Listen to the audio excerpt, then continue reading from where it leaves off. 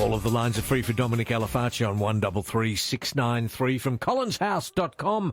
Dominic, good morning to you. Good morning, Darren. Hey, you said that the market is... It's an interesting time. It's a pivot point because on Thursday we saw one of the most historic events in recent history. What happened? With a number of US records were broken in the world's biggest equity markets, namely the S&P 500 rose 2.1% to a fresh record. The tech-heavy Nasdaq added 3%, and the Dow Jones Industrial Average, which is a smaller weighting to tech stocks, rose 1.1%, marking its first close above 39,000. And the AI revolution, which is being led by NVIDIA, is all the rage at the moment, with stellar profit forecasts pushing speculators to bet more money that the exponential increase in computing power with even more dynamic apps will bring home more than the bacon and probably the whole pig farm. But I've got to tell you, if this is a false dawn, then we might end up with a lot of pig poo. So no one knows the answer. It's a real pivot point. I'll watch this space moment. Yeah. So just quickly, overnight, we saw the markets calm down a bit. The S&P 500 put on 90 points. The Nasdaq gave back 56 points, and the S&P 500 rose 5 points. Across Atlantic, London's FTSE put on 22 points to close the session at 7,706, with the French, German and Italian bourses also higher. Gold put on $15.60 to $2,046.30 US an ounce. West Texas Intermediate was $2.02 lower, and so was Brent crude, about the same. And the Aussie dollar is steady against the greenback. It's currently buying 65.61 US cents, with the ASX 200 SPY 9 points higher following yesterday's effort, where our market put on 32 points to end the week at 7,644. So the Magnificent Seven are pushing this, and people ask, who are the Magnificent Seven? Well, it's Apple, Amazon, Alphabet, which is Google, Meta, which is Facebook, Microsoft, NVIDIA and Tesla. Why are Google called Alphabet? Oh, they've all changed their names. Like, you know how Twitter's now X? I don't understand. Just a marketing thing. Don't ask me, I suppose so. Yeah, they're all different now. And people ask, how can I invest in these things? So we have modest exposure to these two stocks. One's called Qual, QUAL, which is a Van Eck exchange-traded fund. And as you can see on the little list, Darren, I don't know if you've got that in front of you. The NVIDIA Corporation is like 8%, Microsoft 7.5%, Meta Platforms is 4.5%, Apple. They range a whole lot of different stocks, so you've got diversification. Yeah. And there's another one which is the Beta Shares ETF, NDQ, which tries to match the Nasdaq, and that's got Microsoft, Apple, NVIDIA, Amazon, Meta, Broadcom, Tesla, Alphabet, Costco, which I believe in Alphabet. So there's quite a range of different stocks, and it's well spread. So have a little bit of a punt, but don't go berserk. Yeah. But seek personal financial advice before you make any investments into either of these two ETFs, which are a way for Australians with as little as $1,000 to get exposure to, many stocks. Or you could go to collinshouse.com and we'll do it for you. Well, yeah, of course. Why not? Are you still doing those consultancy videos? Yeah, we're starting them up again. So if you want to have a complimentary video consultation with me, please go to collinshouse.com and lock in a time. Now, we're booked up until about early March. So, there's availability up to early March. And I've got to go to a conference in India, which is interesting. India? Yeah, someone asked me to... What's happening in India? The Association of Financial Advisors asked me to go there and tell them how we do it in Australia, which is pretty nice. So a worldwide conference from people everywhere. There's other international speakers, but it's mainly for the Indian financial planning community. So which part of India? Mumbai? I'm going to Mumbai. Yeah, have you been to India? Yeah, I've been to Bombay. Oh, you have? With Darren Hinch. Oh, wow. I had long blonde hair. Should have seen the looks I got. Really? They're in China, yeah, because I looked like a freak over there. And I was a man, long blonde hair. Wow, And this was back in 1981. Oh, they hadn't seen many people. They hadn't seen many people back then. It was called Bombay too in those days. Yes, so. not Mumbai. Yeah. So that's interesting. That'll be a good conference. Yeah. How long are you there for? A couple of days and then having a bit of a holiday after that. So yeah. Looking forward to it. Riding an elephant on my 65th birthday is what I'm going to do. Good on you. That's something. And where are you going to park it? Anywhere it wants to. Give us a ring on 133693. Dominic Alafaci is here for any advice that you might care to get from him. The retirement, do you get people that sometimes have just got a lot of money in the bank and it's just sitting there and they could have diversified and maybe gone into a bit of the share market or bought a property? And, are you shocked sometimes to just see someone walk in with big bucks and just sitting there, what'll I do with this? Not really, and often it's the right thing to do because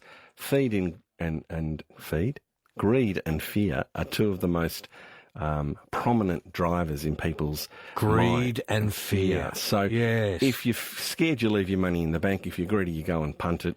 But you've got to get the balance right. And someone is unsure, the best thing to do is leave your money in the bank.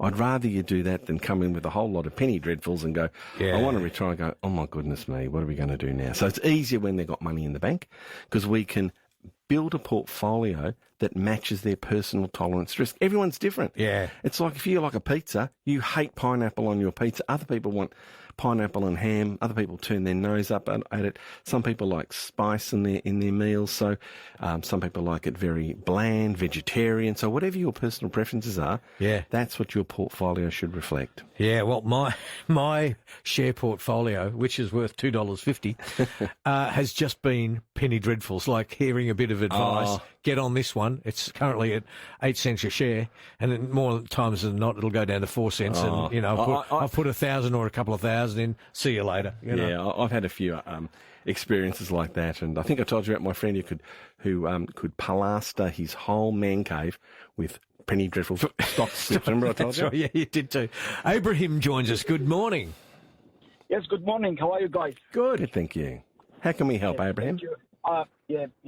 Long-time listener, first-time caller. I enjoy your show. Thank you very much. Very good. Good on you. And yes, I have a question to Dominic. I am an executive in a not-for-profit organization. Yes. And we are registered with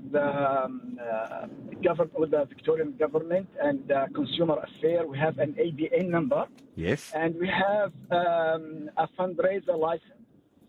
Yes. And actually, we do work with the refugees outside Australia. So mainly the Syrian refugees in Turkey and in the internally displaced refugees inside Syria. And we send them container aids. We send them educational stuff and these things. And we do fundraisers here in Australia. Yeah.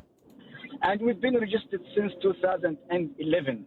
Yep. However, now just recently we've got a notice from the ATO department talking about we need to do a tax something. Aren't we exempted from tax or? Well, it depends, Abraham. If the core purpose is to provide. There's a special list of things from agriculture, horses, hospitals, churches, things like that. If you fall into those categories, then my understanding is that you're tax exempt. But if you've now moved out of that into, I'm not sure the area you're at, where that would fit in the legislation, you might fall foul of the legislation. But please, I'd go to the ATO and ask them for a ruling. Go direct. Don't muck around. Don't muck around. Thanks for the call. Mick, good morning. Morning also. I'm looking at doubling my Myer share holdings. They're currently, I think, 76 cents, but they've doubled in the last 5 years. Should I do that? Good question, Mick. The general consensus is hold, I think, from the stockbroking research I've looked at. If you bought them 10 years ago, you'd be crying. I think they were $3.75, now they're down to 75 cents. So, look, the last 6 months, you're right, they've gone up quite high. If it's part of a diversified portfolio, they pay a reasonable dividend. They've got a pretty good brand in Australia. I don't think there'd be anything wrong with topping up your holdings. Thanks, Mick. To Julie, good morning. Oh, hello, Dominic. How are you? Good, thanks, Julie. How can we help? I'm currently unemployed. I have a superannuation fund, so there's no contributions going in at the moment. But so I am getting benefit payments at the moment. Yep. I was just thinking of, because I can afford to probably put in $100 a fortnight. Is that worth it? Well, Julie, if you don't have a mortgage, away. if you don't have a mortgage or don't have a credit card debt, it's a great idea. Great idea. There we go. Thanks, Julie. To Jody, good morning. Oh, hi. Yeah. How can we help, Jody? Yeah. I was just wondering if Dominic know about Milliman Smart Shield investment. Milliman, if it's the firm I think it is, have got a worldwide... They're a large company that provides asset allocation advice to many fund managers. So I like the company. I don't know this particular investment itself. Right. But Milliman, a well-respected asset allocation consultant. So perhaps get some advice from an independent financial advisor who can help you. But I don't have a problem with the company at all. It seems like a legitimate one. Dominic, lovely to see you. You look after that finger you had a bit of an accident with. No worries. I'll be back. Little end was shaved off it, but that's all right. It's back to its normal self. Almost Frankenstein ring finger it's going to be. That's right. Good on you, Dominic. Thanks. Collinshouse.com is where you can find Dominic doing his best work. Get a consultant with him. Collinshouse.com. We'll see you sooner than later. Thanks, Darren.